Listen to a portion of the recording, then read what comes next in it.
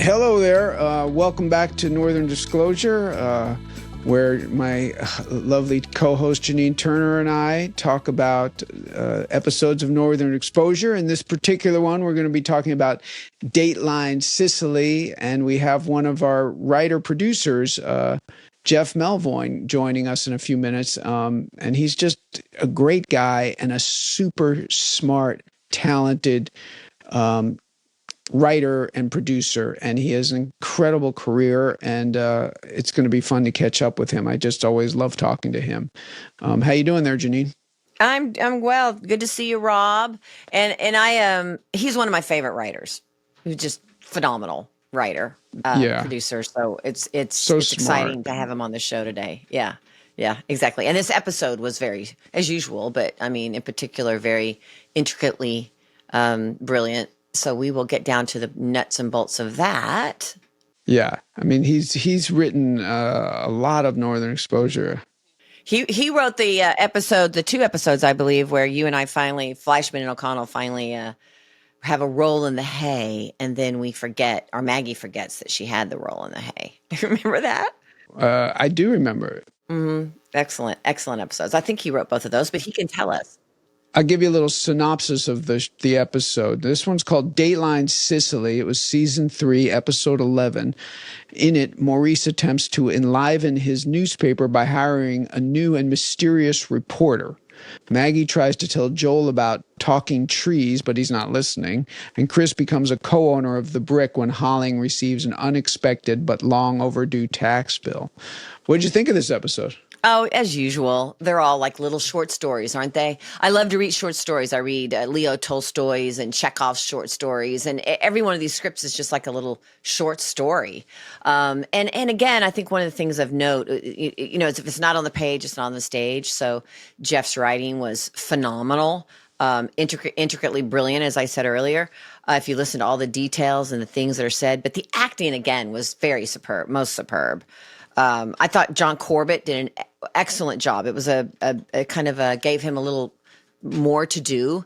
And I thought he carried that depression he was feeling of a soggy Alaska time period and not feeling happy about his life and walking through that resolve and that arc. I thought John Corbett did a wonderful job. You always do a wonderful job. John Cullum always does. Barry Corbin, I thought, had some really top-notch moments in this show as well. He's so funny. I'm an absolute tree hugger. I love trees, love nature. I believe they talk. I talk to my plants. I talk to the trees. So Maggie and I had a lot in common. And I really liked that last scene between us, Rob. I thought that was a good scene. Very, very, in a nutshell, that's what Maggie and O'Connell were always about. It's just like talking on two different wavelengths, but trying. But it's sweet. There's a tenderness, Joel cares about her feelings, in this episode. And he shuts up, instead of pushing it, to the end. She just says, can you just listen? Can you just, stop? And he sits and you can tell he's like, okay, let me see what I can learn here. It's a sweet ending. It's an interesting ending I wonder if that was how it was written. But and I agree with you. This is the nice thing about Jeff's writing is they are like little short stories. It's contained. It's self-contained. It works unto itself, as well as kind of carrying the characters forward. And I agree with you about Corbett had a kind of melancholy that we hadn't seen, which was interesting. And I look forward to talking to Jeff. Should we bring him in? Sure. So Jeff Melvoin, he was a executive producer on the show, wrote 18 episodes. 18, that's like a fifth almost of our full output. He also wrote and produced Army Wives. He produced 96 episodes, wrote 4. Designated Survivor, where he hired me, and I had one of my favorite little arcs in a while. He wrote 2 of those, produced 33. Killing Eve, Alias, Early Edition with my friend Fisher Stevens, Hill Street Blues even. So he's got an incredible career, and he's always interesting to talk to. And I remember when we were making the show, he was just such a great, whenever we got to be with him, he just had such a calming insightful presence. So there you go, Jeff. We teed you up. No, I can only disappoint. Thank you. I remember, Jeff, your wonderful, wonderful writing and the way that we would, be tired when we were acting, or we would mess up the lines or whatever, and all the dailies that y'all would see that sometimes weren't shut off in time. You know what I mean? But I'm curious what it was like to watch all the dailies of all, and no one really knows what that even is anymore. It was the work captured on film that was transferred to video that then you all watched to see our work. And because we all were in LA and we were in Seattle, I mean, it's really interesting to talk about what it was like to write your words, your script, and then to watch all of us as actors bring that to life, and then to watch the dailies, to see us kind of sometimes get it immediately and sometimes struggle. Was that interesting to watch the dailies of your own work on the page? And was this your first show? No, I mean, this was my fourth show. My wife tells me not to start with my first show because it dates me, but Remington Steele was my first show in the early 80s with Pierce Brosnan and Stephanie Zimbalist. And then I did Hill Street Blues. Then I did 4 years of development. And coming out of development, then it was Northern Exposure. So it was my third show. And what I remember about TV back then, and it's very different today, is there really was a kind of a hierarchical progress that you made. It was a real business, and if you got a good start, you could hopefully depend upon moving up the ladder, and hopefully moving up the ladder of quality as well. And starting at Remington Steele at MTM was great. Hill Street Blues was the apex of 1 hour drama when it came out. I learned a lot. In my 4 years of development, I wrote, I think, 11 pilots, and 3 got produced, and none made the fall schedule, which was probably a good thing for me and my marriage. And then I was going to try movies. I was very frustrated with the development process, and my wife said, "You've got to watch this new show that just came out. It's called Northern Exposure, and I think you'd be great for it." And she told me about it. And I said, "It can't be as good as you say it is." And she says, "You got to watch it." And I resisted watching it. And because remember, you guys started with 8 episodes, and then there was another 8. And so she insisted that I watch it. And I watched it, and I said, "Okay, you're right. It is as good as you say it is, and it will never last because it's too good."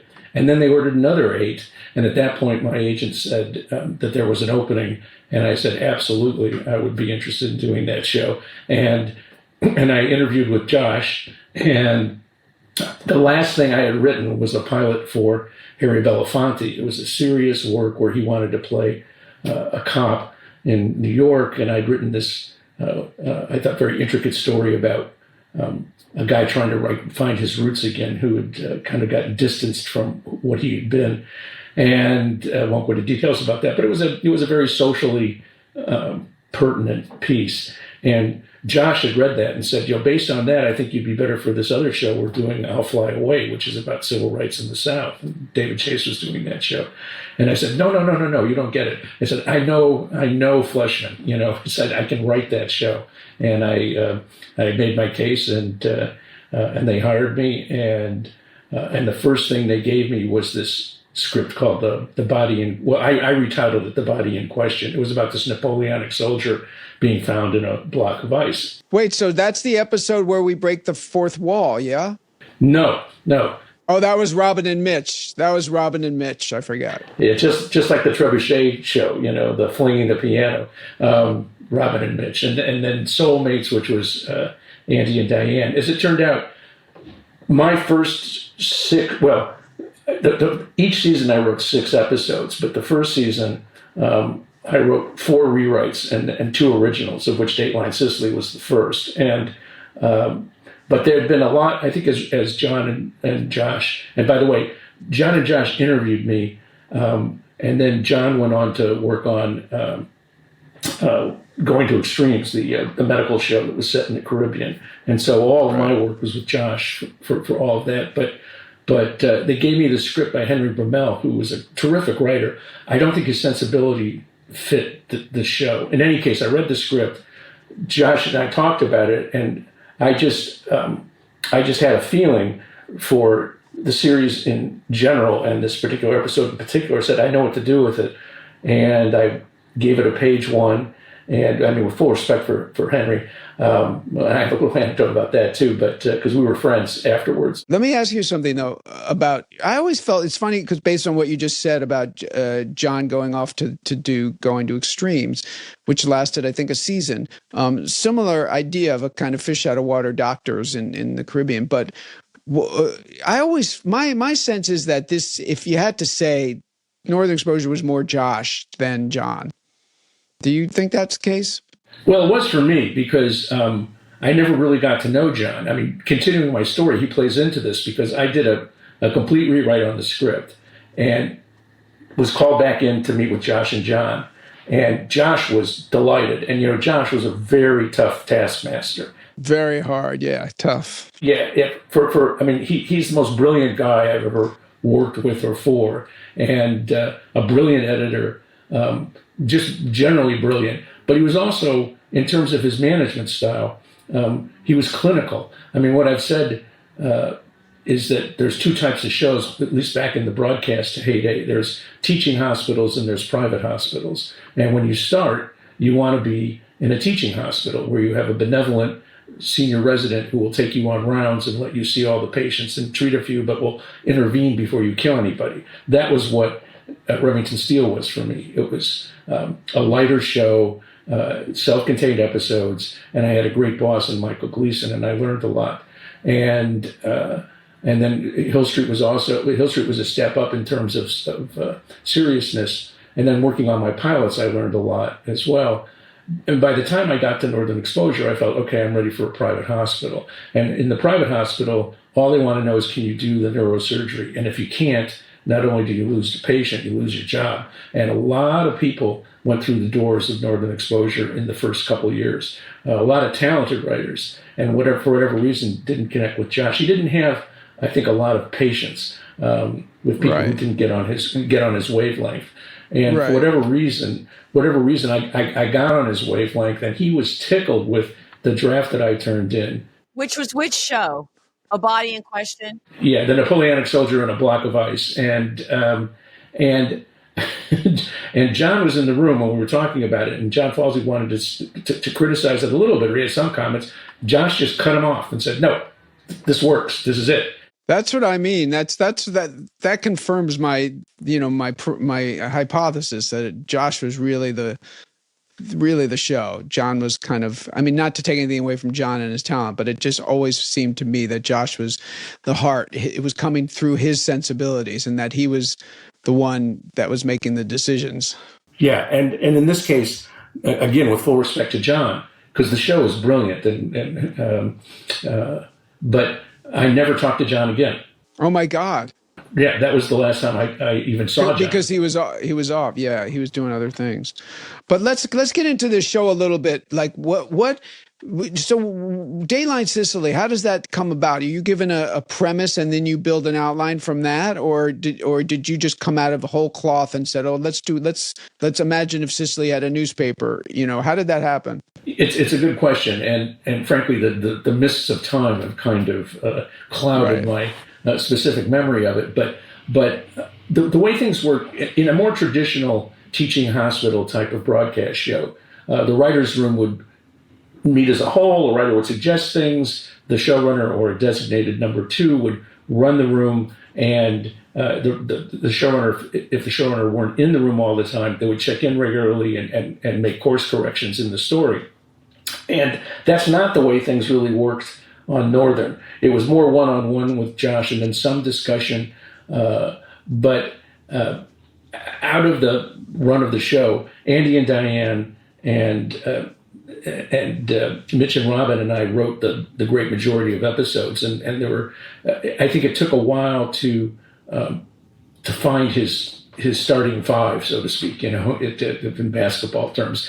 And so that's why there was a lot of rewrites initially, because they were trying different writers out. And then kind of my audition piece, even though I was already hired, was the Andy Bromell script and The Body in Question. But what would happen in this, what I remember, my specific memory of this is Josh coming in with an idea that trees are sentient. And Josh is he's got an academic's mind, and so I don't think I necessarily knew what sentient even meant at the time. So I said, "What are you talking about?" I said, "The trees. What if plants can really feel and communicate?"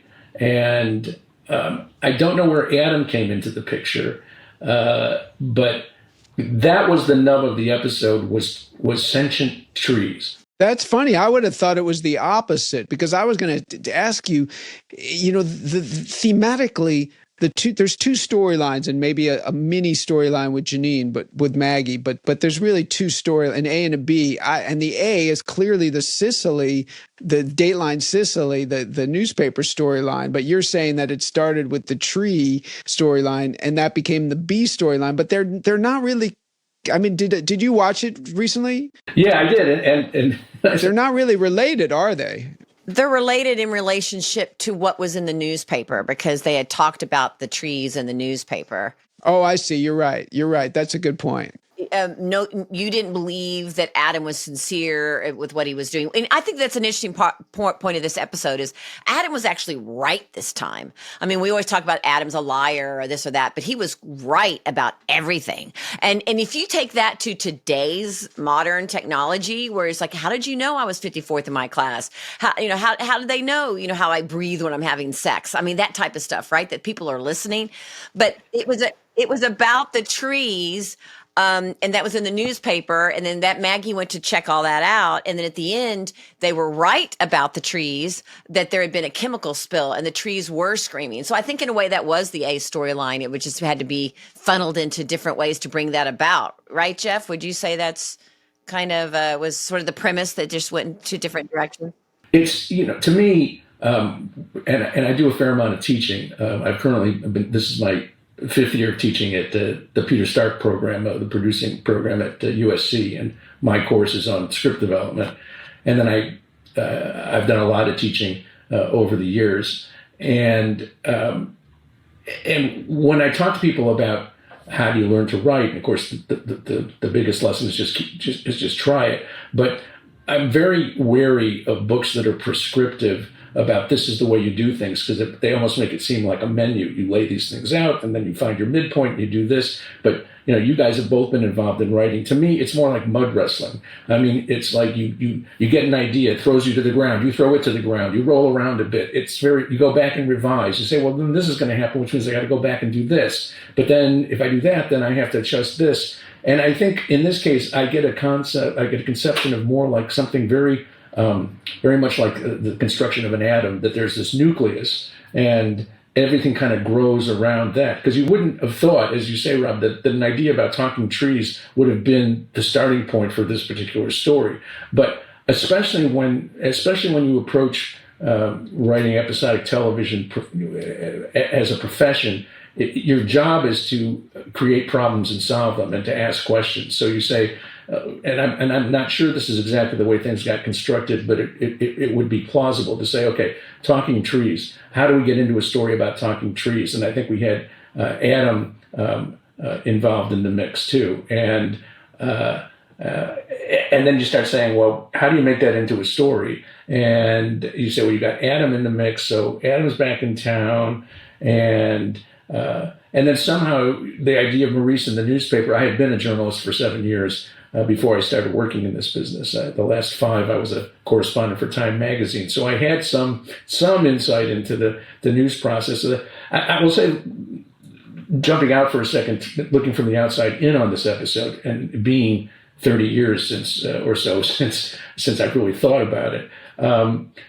As Janine said, there's a lot of interlaced thematic material and story material in it, having to do with ecology, paranoia actually having a basis in truth about government spying, with the place of media and how we exploit media, and this idea of ownership and how ownership can destroy what you loved if you hold something too close and possess it.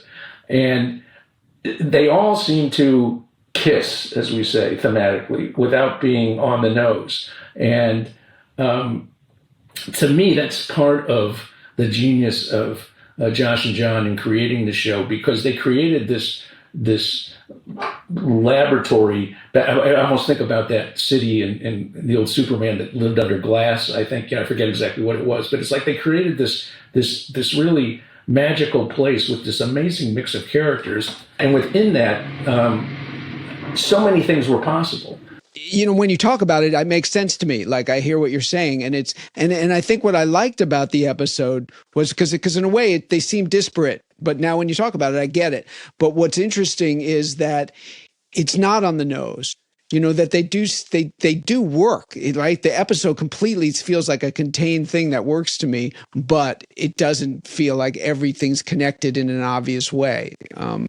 Also, it's interesting, Adam, what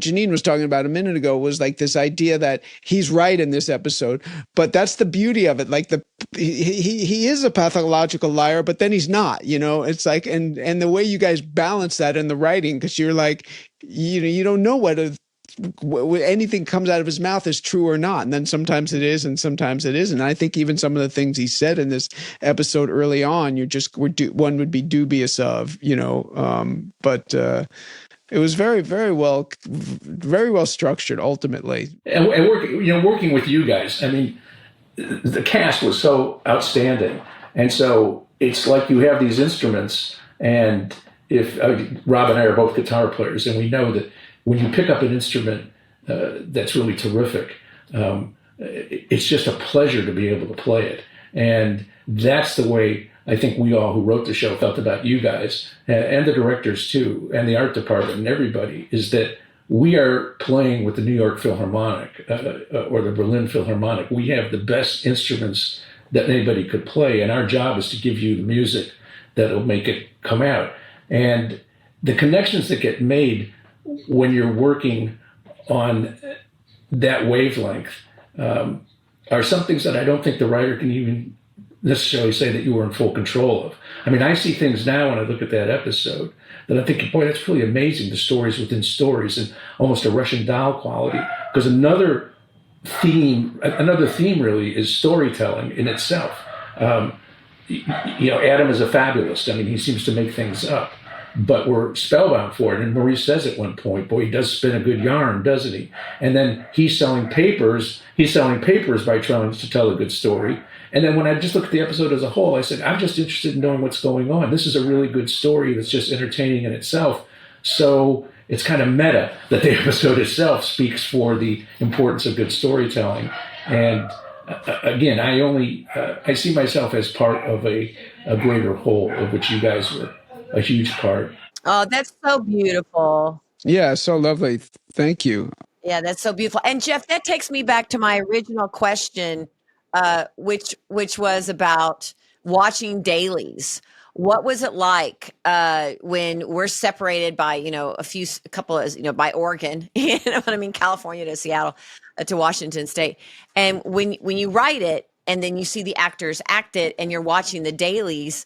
What was that like? It must have been really, you just kind of already talked about it a little bit, but is there any, what was it like to see all of it come to life? Well, I will say that this is by far the show that most reached your own imagination of what a script was when you saw the dailies. The art department was so much on their top of their game, the actors and the directors, that it was very unusual to see dailies that didn't reflect what you had going on in your mind when you were writing something. And if anything, the beauty of working with a good cast and good directors is that they bring even more to it.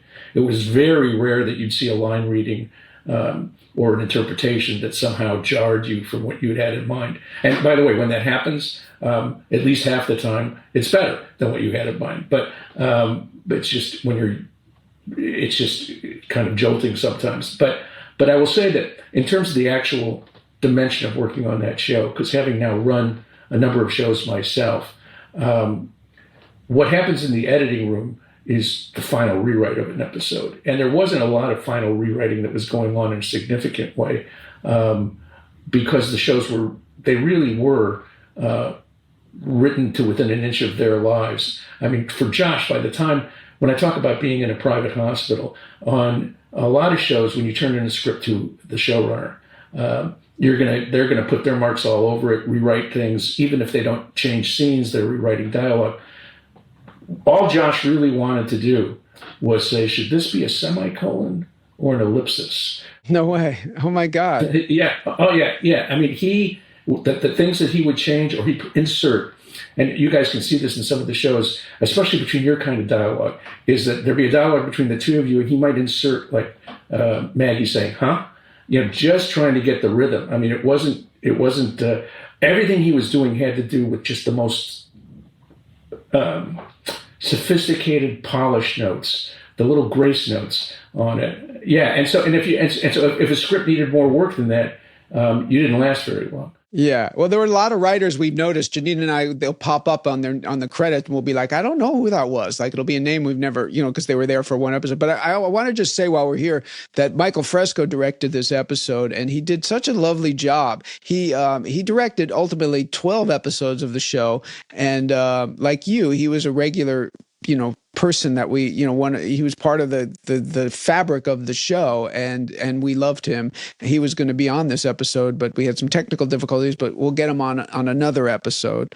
But there were many, like Janine, that scene where you and I are walking down the street. It starts past my office and we go it ends with us in a brick. It's a oneer on a long lens and a dolly. And it was so lovely, just the way he designed that shot and it brought it, by the end of it, we finished the last lines.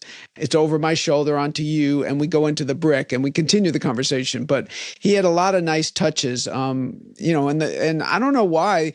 Maybe did you notice that the lighting seemed a little different? I love the lighting in the brick, like when Shelley and Holling come down late at night into the brick. There was something different about it to me. And also he had a lot of, there were a lot of struggles that I realized watching this episode because there was rain. There was clearly real rain. And then there was clearly rain that they had to manufacture to match it because I just know how things go. And like, it was, it must have been the rainy season. So he must have been carrying those rain trees and to match it. But there was a lot of wet in this show. Did you notice that, Janine? I was really thinking about how wet it was and remembering, Rob, I could like smell it as I was watching it. I remember the smell of Cicely, of Roslyn, Washington, and the dampness in the trees and the fires burning and just how wet and cold we all were all the time.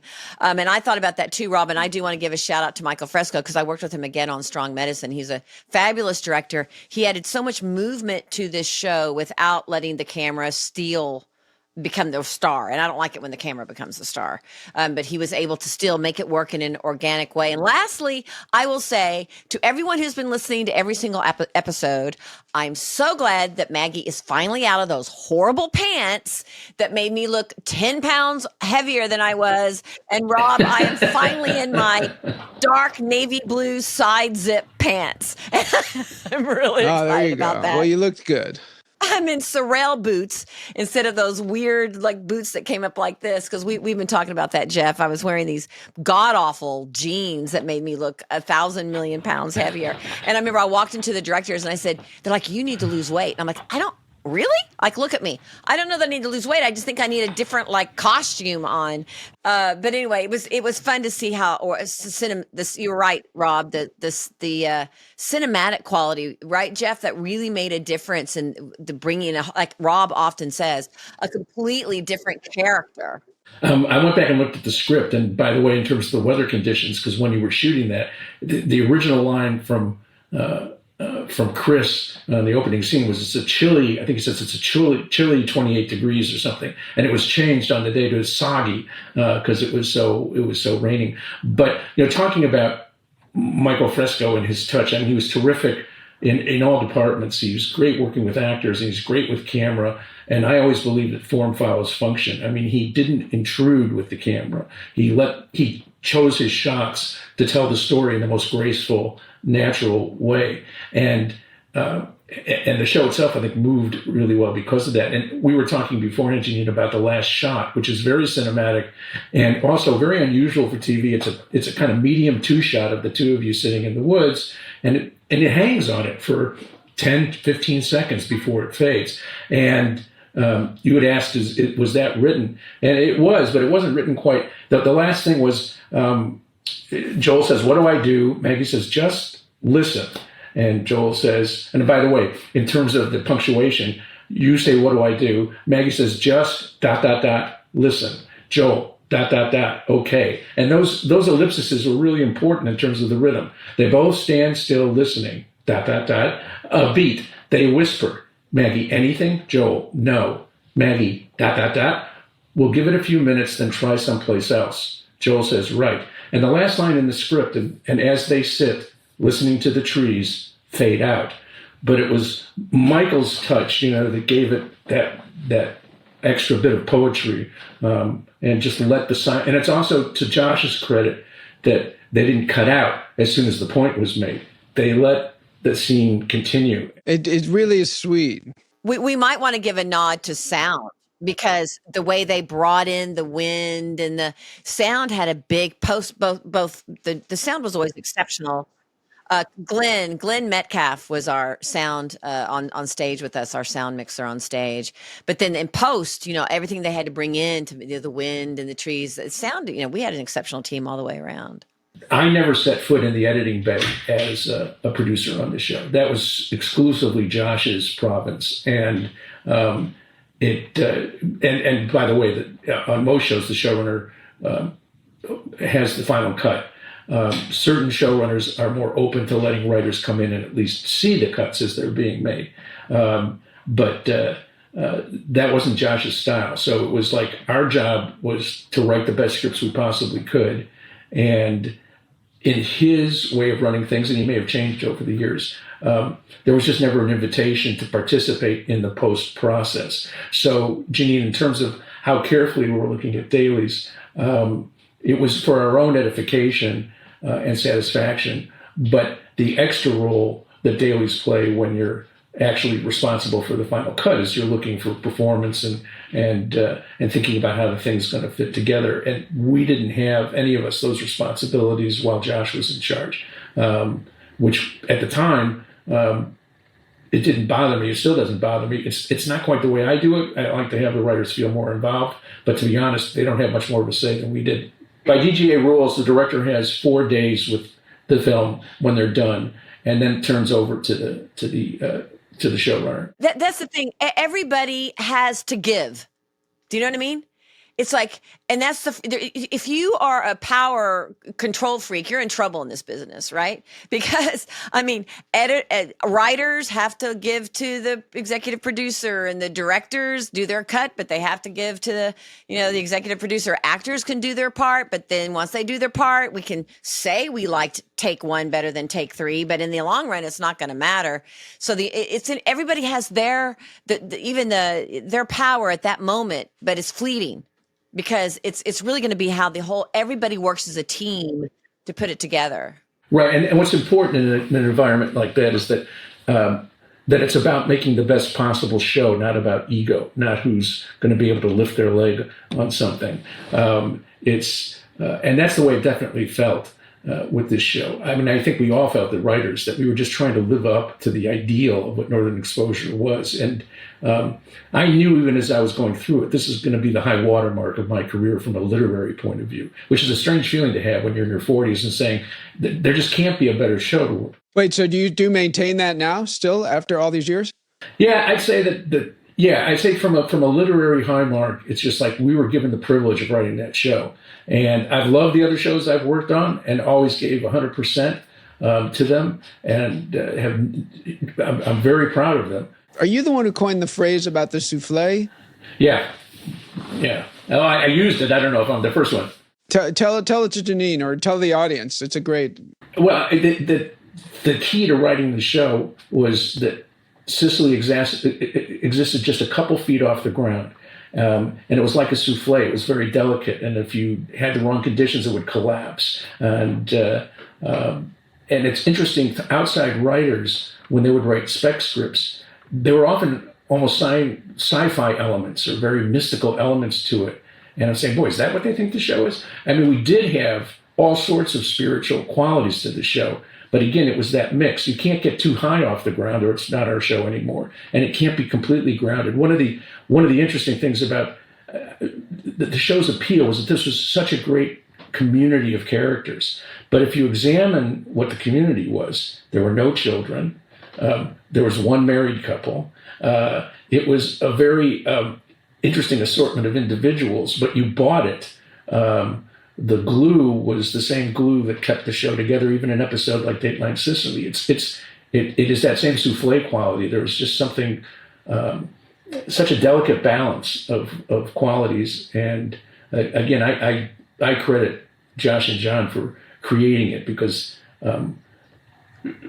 for me, I feel very fortunate to have gotten on the wavelength of it. I've written a number of pilots. They didn't make the schedule, as I said. But I've been blessed by being able to work on shows where it really resonates with my personal tuning fork. Remington Steele was a really good example, but there's never been a better example than the Northern Exposure.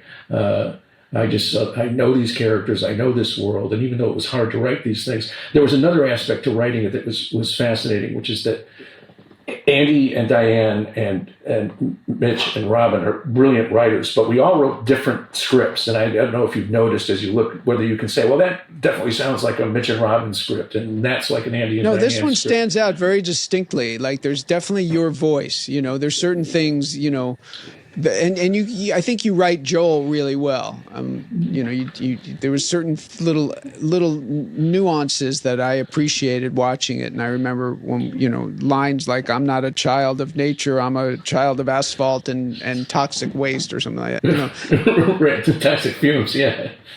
Yeah, you can. I think your voice is clear, and I also think that's the beautiful thing about the show, is that there were.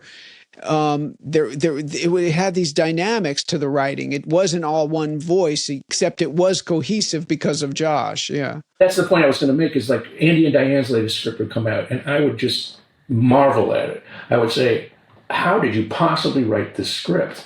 And the same thing with Robin and Mitch. It's like I could never have written that script in 1,000 years.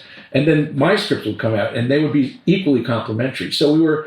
It was a competition for sure, but it was a competition to write your best, recognizing that your best is going to be a little different than what they do. And so I've never been in an environment like that either, where it truly was a friendly competition to write the most outstanding work you could do. And the products were, as you say, Rob, distinctly different from one another, but they were all consistent with what the show was. Yeah, it's interesting but if you think about it, Jeff, Andy and Diane wrote as a couple. Mitch and Robin wrote as a couple. You were writing by yourself. So that's kind of an interesting note as well. I want to circle back to that, but I will also answer a couple of questions back. This is by far the best written show I have ever had the pleasure of acting and to be involved as an actress. I mean, it was just, I've never been in a show since that was as beautifully, mystically, magically, beautifully written. I mean, I'm a writer. Rob's a writer. You're a writer, and I'm a poet too. And those it was fascinating to hear you talk about the ellipses. The dot dot dot, or whatever it might be. It's the rhythm of writing and the kind of. And I love hearing how you talked about how to write. I mean, I know there's a lot of structure. You do this in Act 1 and this in Act 2, but I just write stream of consciousness, and then try to go back and fit it into whatever it needs to be and let it absolutely flow. But it's fabulous to hear all of these things. And I want to know where Adam went. Like, before it wraps, where did Adam go? I mean, it's like, do you think, where'd he go? Because that was so quick. And then he just disappeared. And also, I had a question for you. There was a scene when I went into Rob and I was talking to him, I guess, about the trees I wanted the stethoscope. And then all of a sudden it cuts out very abruptly. Do you remember, was that one of those scenes that were cut? Because it just did not feel finished. Did you catch that in the rewrite? I mean, when you rewatched it? I saw that the cut was rather abrupt. I mean, your character says, "You're going to laugh at me." He says, "Not going to laugh." And then we cut out. And then the next thing he says has to do with what's going on in this town and what Maurice has unleashed. I've got the script up on my other screen, and I'll take a look at seeing what was going on there. But in terms of what we were talking about before about almost the egoless nature of putting together something that's such a construct of so many people. I have a story about Josh that is unique in terms of the showrunners I've worked with, which is that we didn't work with outlines in a formal sense, whereas every show I've worked on before and since has had outlines, and I'm a big believer in outlines. But we didn't submit outlines to the studio and network. Josh and John had a reputation for being rather ornery. In fact, when I was brought in to talk about getting on staff, there was some discussion the show was going to be canceled because they were so recalcitrant and difficult to work with in regards to the network and studio, because they had such a strong idea of what they wanted to do. So consistent with that, I would have discussions with Josh, and I would make extensive notes, stream of consciousness dialogue, and then I would cut it down to 2 or 3 pages of what I call the transparent outline and give it to Josh just to get him to look at the structure and get his nominal approval. But most showrunners, when you turn in an outline, they expect the show to follow that outline. And if they don't, depending on the showrunner, they could be very upset. Like, what happened to that line? Or what happened to that scene? You're not supposed to deviate from the outline without at least getting in touch with them. Josh forgot about the outline almost as soon as you turned it in. And the story that illustrates that is one of the early scripts I was given to work on was a rewrite. And I took the original outline, took the script. I said, okay, the script really doesn't do justice to the outline. I rewrote, just like I did with the body in question. I rewrote the script, and I turned it into Josh. I walked back to my office, and by the time I got back to the office, I had a message: Josh wants to see you. I go to his office, and he's turning the pages, and without looking up, he says, does this get any better? And now I knew, because I was already in with him as a writer, that I didn't take it personally. I mean, he was talking about the story. I said, no, not really. He said, he just took the script and threw it away and says, we have to start over. I went back and looked at the outline. Josh wrote the outline. So I'm thinking, who does that? And another aspect about our show that I think needs to be mentioned is we had the blessing of time, because most shows you couldn't afford to throw away a script maybe 2 weeks before its prep date. But we were ahead of that, because it was ordered as an 8-episode series, then ordered as another 8 episodes. And when it was fully picked up, it was winter. And they knew they didn't have to go back into production until the summer. And rather than just sitting on their laurels, Josh and John knew it was time to pump those scripts. And so by the time I joined the show on episode 17, there were 7 or 8 scripts already in work, many of them done. Most shows, you're lucky to have 3 or 4 scripts in advance, and that lead time gets eaten up as the season progresses. It's true. We were never fight. A lot of shows you're getting rewrites, as you're shooting, but Northern was pretty good about giving us the full script by the time we hit the floor. Oh yeah, and the art department would be upset if they didn't get a script 2 weeks before its prep date. And I don't remember a lot of rainbow scripts on our show. For just to explain that, every time you have a revision, it comes out on a different colored page. And so on many, green, pink, yellow, blue, red, and by the time, or pink and yellow, and by the time a script is done, you might be even on the second white pages. We've all worked on shows that have had that degree of, and I don't remember that happening at all. I think you're right. Yeah, there's a direct correlation between the amount of time you have to write and rewrite and the art department to prepare and the quality of the show. And I always emphasize that to writers, that Josh and John deserve credit for building that margin of safety so that he could throw a script out and say, we're starting over, without gumming up the works. It's a great point you're making, because it allows the other departments. I mean, Northern Exposure was so cinematic, and it was cinematic because all the departments got to contribute. And Woody Crocker, who we always sing his praises as the production designer, was given enough time to create these illusions that were sometimes very intricate. I mean, the last show we did, we had a circus come to town, and it's like he had to create that, within 10 days, usually, probably at the best. But at least he wasn't, putting it all together at the last minute, which is, often the way it works on a lot of network TV. Yeah, there's a common expression called the production triangle, which consists of 3 points: good, fast, and cheap. Pick 2. If you want it good and fast, it won't be cheap. if you want it cheap and fast, it won't be good, And then what was the third? So and so the big thing, and in Britain they certainly know this, is that the more time you have, the more you can save money because you can plan. The third triangle would be cheap and good, but that's hard. Well, that won't be fast. That won't be fast. Yeah, that's the last one, and that's usually what the solution is if you have limited money. But Janine, to answer your question about where did Adam go, he went to somewhere, a shelf of our imagination, maybe a little bit like Frankenstein floating off on the iceberg, and only to be retrieved when necessary. I mean, one of the great lessons of writing, Raymond Chandler said, when things get dull, have a man burst into the room with a gun. And that is a good principle. And so I think that we were always trying to surprise ourselves and delight ourselves with what was going on. And so Adam was one of those things that it's just like, it's such a surprise. It's the equivalent of a man entering a room with a gun in our world. What I'm referring to, though, is that they're in the two shot, right? And they're right there. And then he says, shh. Listen.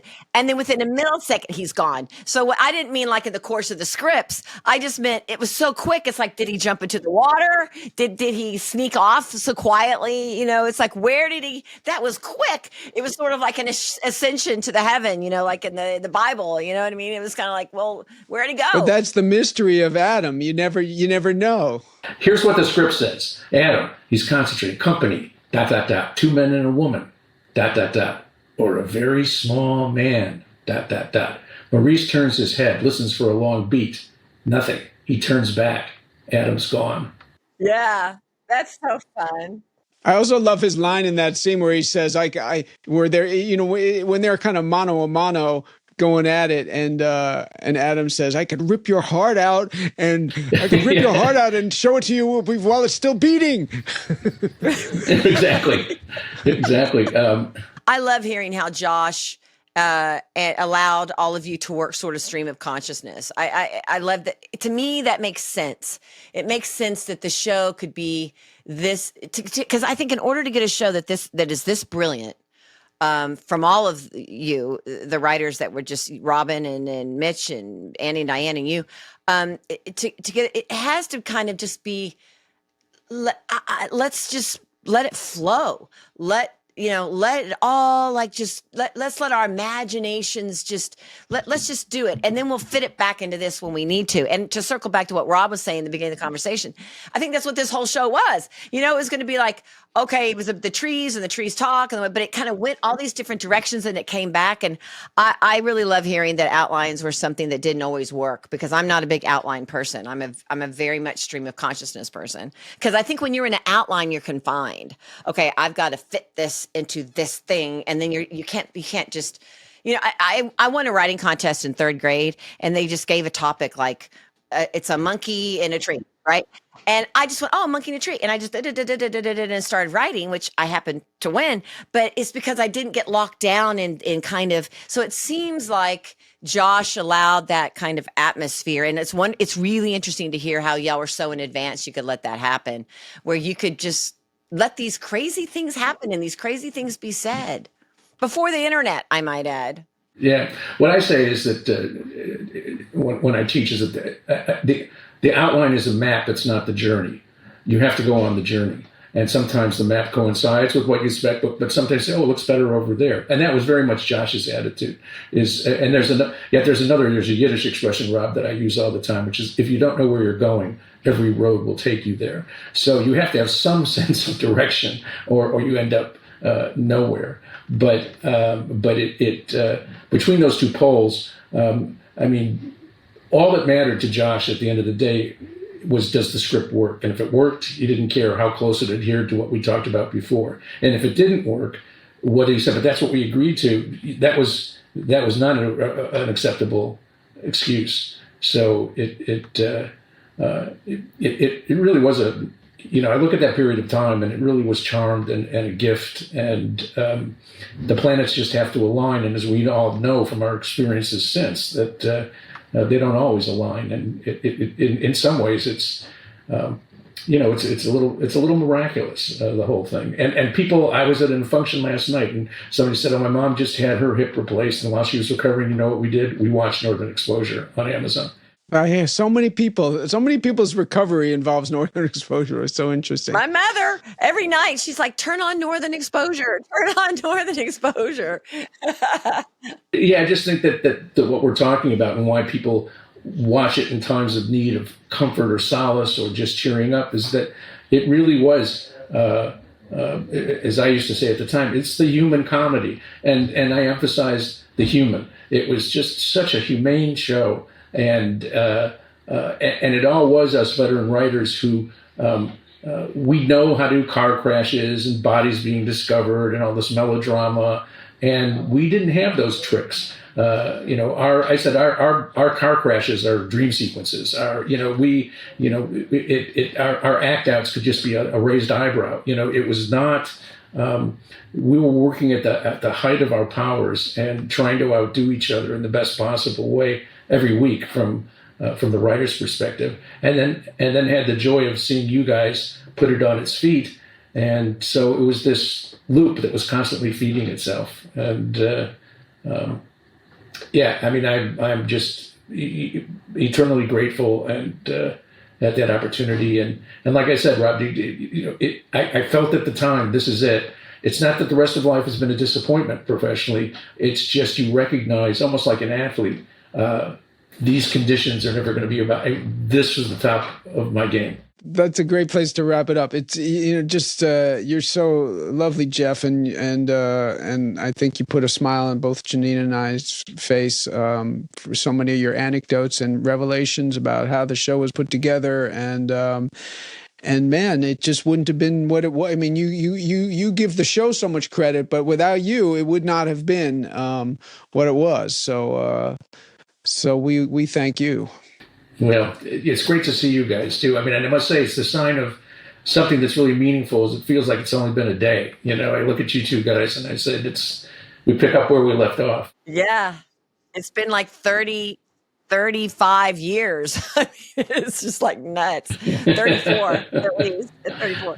Yes. Well, Jeff, it was wonderful to see you again. This is a real treat. This is a joy. And I think this show that Rob and I are doing, and Evergreen has been sponsoring for us to do, and Scott McCarthy and all the people that are involved in producing it. But it's a great sort of nugget of the classic quality of the show, and it leaves a legacy where people can really understand what was going on behind the scenes. So I thank you for joining us. It's wonderful to see you. I haven't seen you. I saw you about 20 years ago with my daughter, but it's great to see you.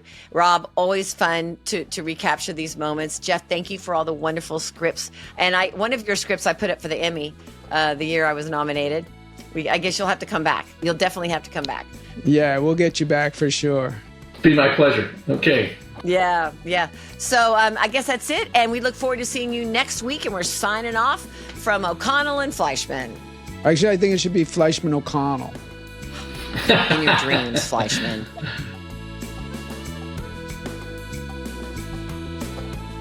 Northern Disclosure is a production with Evergreen Podcasts and executive produced by Paul Anderson and Scott McCarthy for Workhouse Media.